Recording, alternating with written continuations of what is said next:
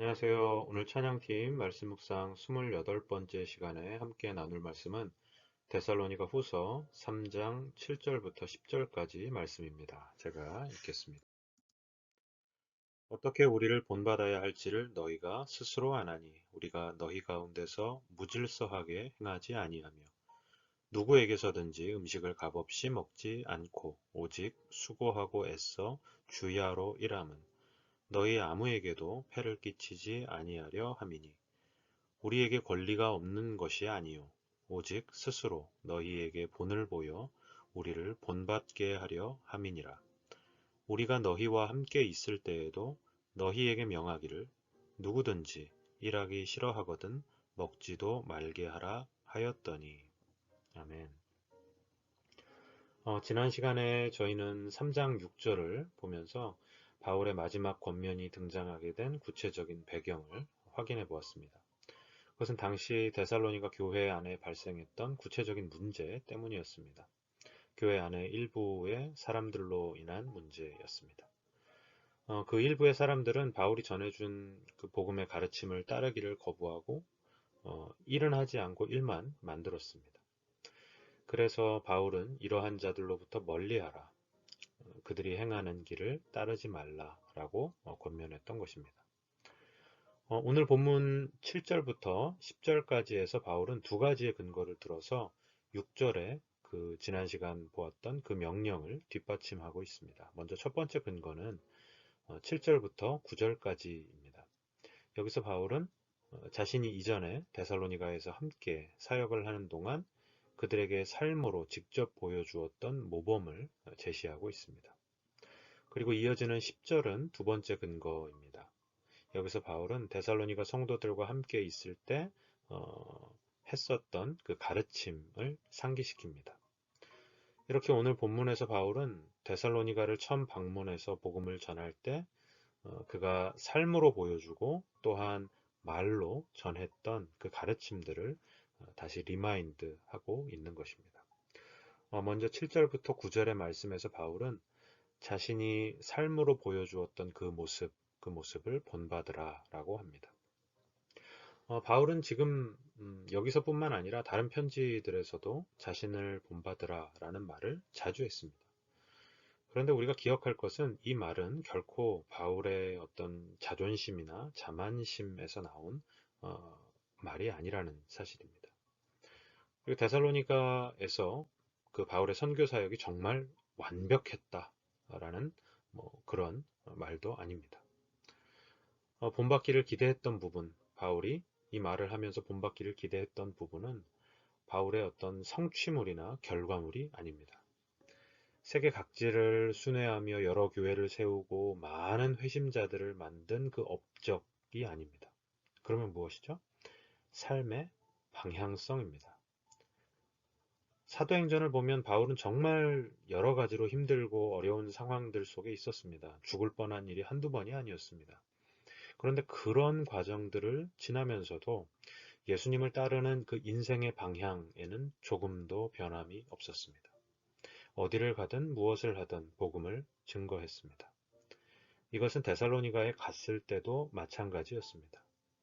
그런데 오늘 8절과 9절을 보면 바울은 데살로니가에 있을 때 일을 하면서 복음을 전했다는 사실을 우리가 확인할 수 있습니다. 9절을 보면 바울은 복음을 전하는 사도로서 재정적인 지원을 받는 것이 당연하다라는 사실을 너무나 잘 알고 있었습니다. 하지만 바울은 데살로니가에서 처음 복음을 전할 때 일을 하면서 복음을 전했습니다. 왜일까요?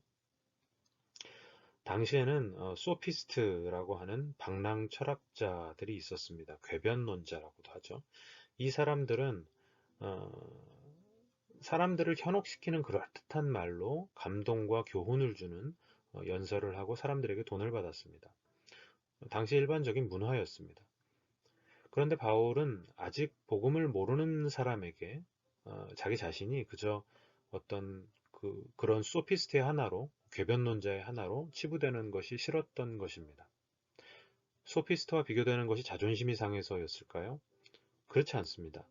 바울이 정말 싫었던 그 포인트는 바울 자신을 소피스트로 오해함으로써 바울이 전하는 그 복음이 그런 값싼 철학적인 교훈들로 혹은 궤변으로 여겨지는 것이 싫었던 것입니다. 그래서 바울은 데살로니가에서 뿐만 아니라 그가 처음 복음을 전하는 지역에서는 절대 돈이나 선물을 받지 않았습니다. 낮에는 땀을 흘려서 일을 하면서 일터에서 자연스럽게 복음을 전하고 밤에는 함께 모여서 예배하면서 복음을 전했던 것입니다. 이렇게 복음을 위해 스스로 고생을 자초했던 자신의 모습을 말한 바울은 10절에서는 그가 데살로니가에 있던 그때에 데살로니가 성도들에게 했었던 말을 다시 한번 반복합니다. 무엇이죠? 일하기 싫거든 먹지도 말게 하라는 것입니다. 이렇게 바울은 복음 때문에 추가로 하지 않아도 될 일들을 더 했던 사람입니다. 복음을 거부하면서 일도 하지 않는 그 일부 그 데살로니가 교회의 문제가 되었던 그 성도들 모습과는 반대입니다. 이렇게 오늘 7절부터 10절까지의 말씀은 지난 시간 저희가 살펴보았던 6절에 등장했던 그 일부의 사람들에게서 떠나라는 그 명령을 더 강화하는 것입니다. 여기서 떠나라는 것은 그들이 예배당에 같이 있을 때 가까이 오면 자리를 피하라는 그런 의미가 아닙니다. 그들이 받은 복음의 전통대로 행하지 않는 그러한 삶의 방식, 그러한 잘못된 삶의 방식에 물들지 말고 그런 삶으로 걸어가고 있는 그들의 행위를 따르지 말라는 의미인 것입니다. 오늘의 결론과 적용은 자신을 본받으라 라고 한 그 바울의 모습에서 찾아보려고 합니다. 예수님을 위해서, 복음을 위해서라면 자신의 불편을 기꺼이 감수하는 모습, 또한 그렇게 복음을 우선으로 하는 삶 속에서 수없이 많은 힘든 상황들을 만났지만 계속 예수님을 따르며 묵묵히 그 길로 나아가는 모습. 우리는 그런 바울의 모습을 본받아야 합니다. 예수님을 따라간 바울을 본받아야 합니다. 일을 했던 것도 복음을 위해서 했던 것이었고 예수님을 따르기 위해서였습니다. 겸손히 예수님을 따르며 복음을 위해 당연한 권리도 기꺼이 포기했던 바울을 닮은, 그래서 결과적으로 이 땅에 내려오사 십자가를 지신 우리 주 예수님을 닮은 우리 모두가 되기를 소망합니다.